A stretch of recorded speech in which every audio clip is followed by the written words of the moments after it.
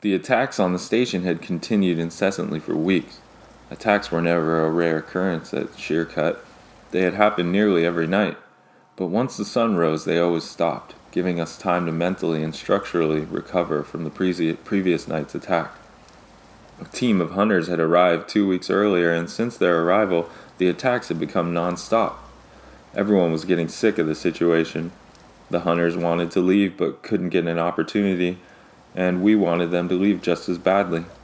I was 99% sure they had brought something with them or were hiding something they had stolen, which was causing all this chaos. I asked them point blank if they had treasure hunted something that they shouldn't have. Of course they all denied it.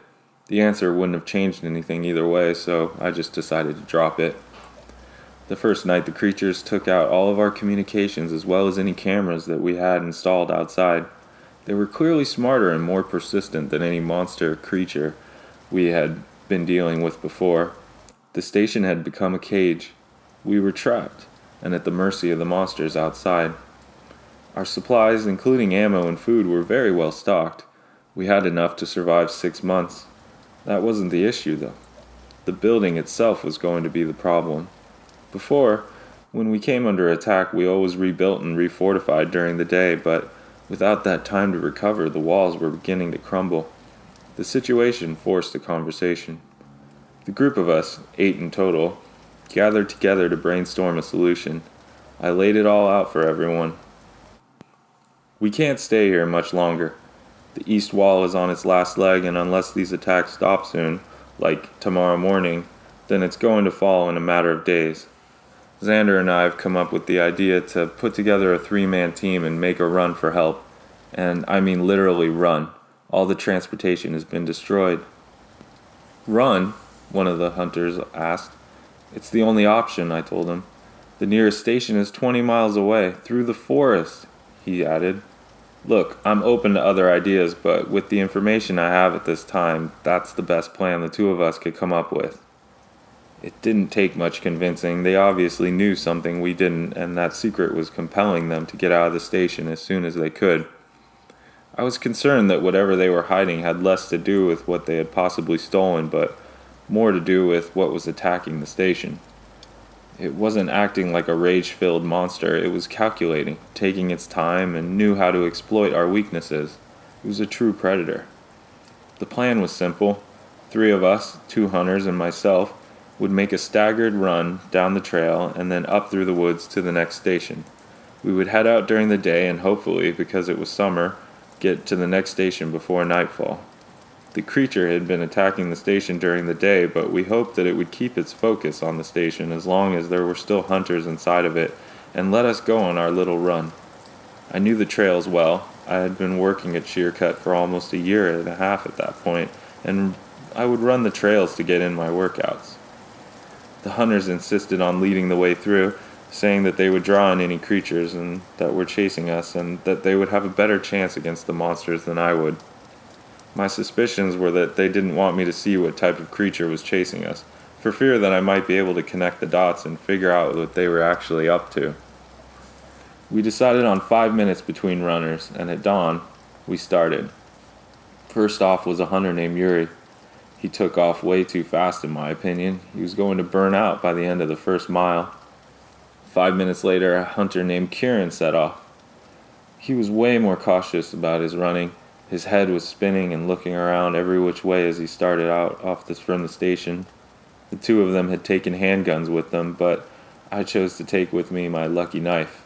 It was given to me by a witch I had met earlier at a church. She handed it to me unprovoked, telling me it was a gift, that it would keep me safe. Who was I to question it, and since that day I took that knife with me everywhere.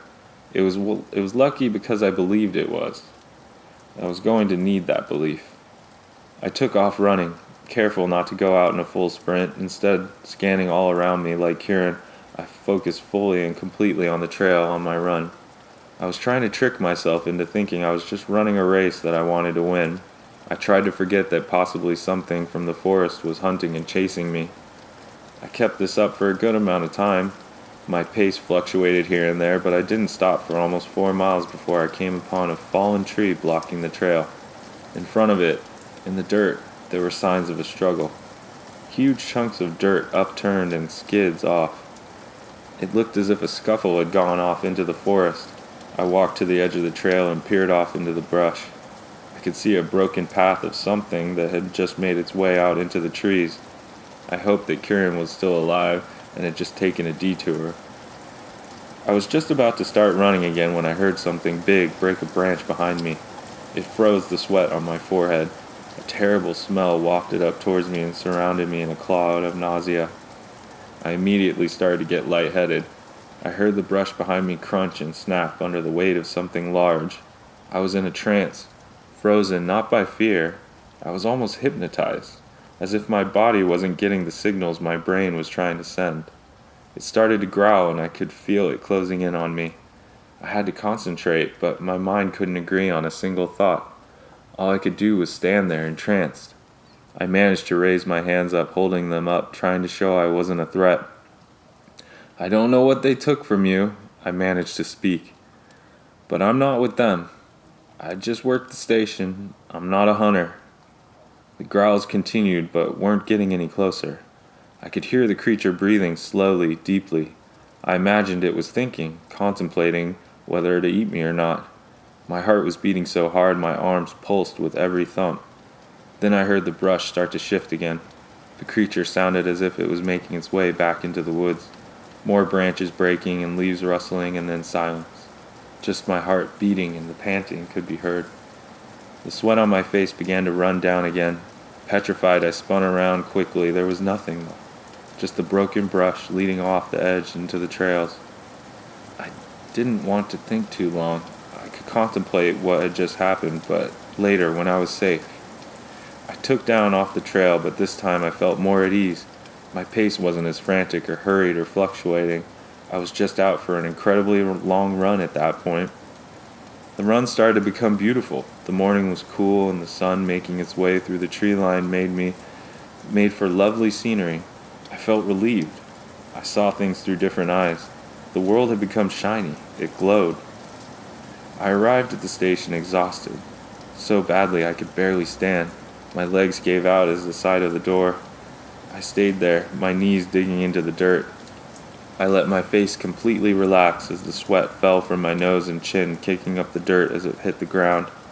Everything still felt good. The exhaustion felt good. Not being eaten changed me from the inside out. I had done it. Somehow I had outrun death, at least for the time being. To be continued.